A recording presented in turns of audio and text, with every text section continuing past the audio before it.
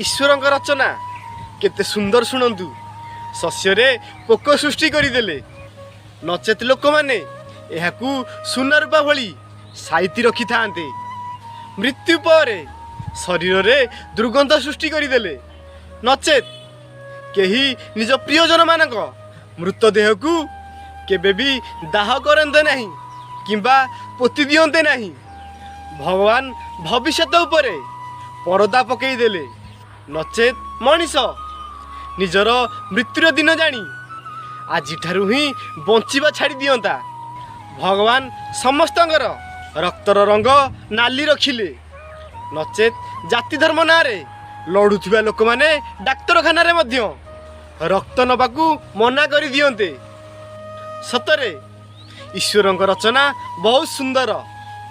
मो कथा गुड़िक जदि आपण मान हृदय को छुई थाए तेबे लाइक कर दियंतु बंधु।